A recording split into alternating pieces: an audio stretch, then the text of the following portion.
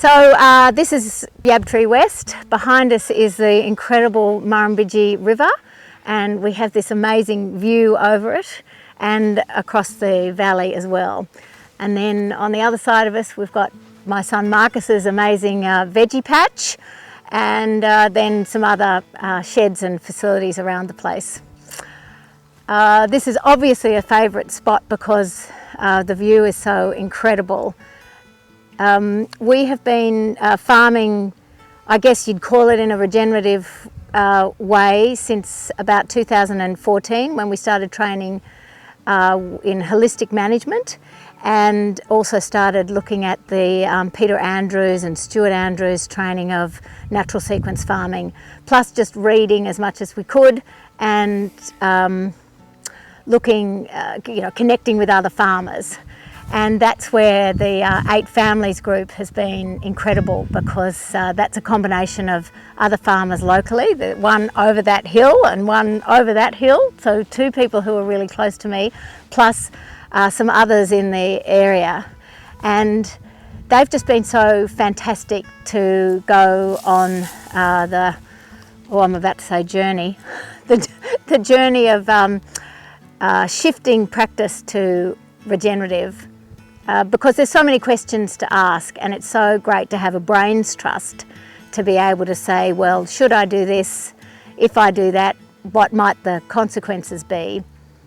And one of the fantastic things about the group is that they are there as kind of an accountability team, and always saying, well, refer back to the context in which you're running your farm, and also the decision-making framework, the holistic management decision-making framework, which really forces you to make decisions relating to the whole, acknowledging that whatever you do in one part has an impact on another.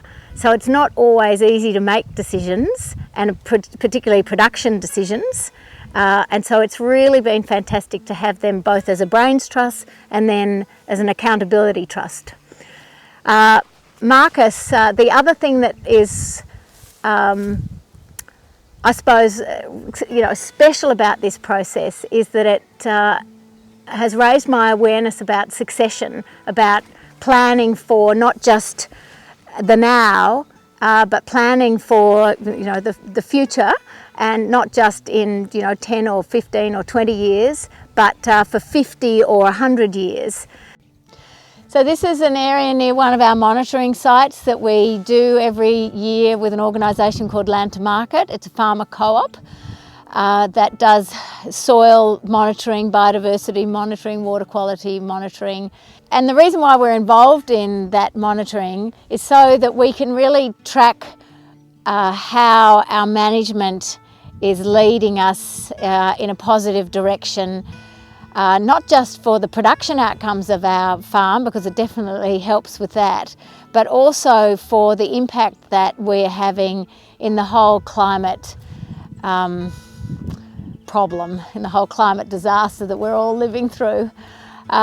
So the way we're thinking about that is that if we can have an impact on our local water cycle, our small water cycle on this place, then that can be our small contribution to cooling our area. The more ground cover you have, the more trees, the more grasses in general that you have, and shrubs, the cooler it gets.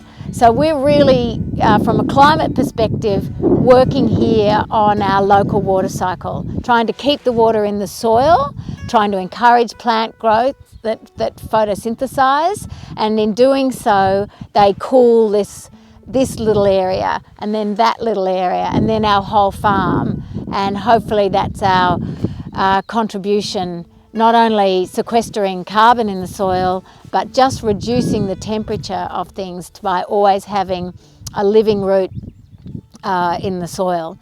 And then generally as a family we just try to support as many climate related agricultural initiatives as possible, because we know that agriculture can be a big contributor to the solutions of the climate problem that we're all living through.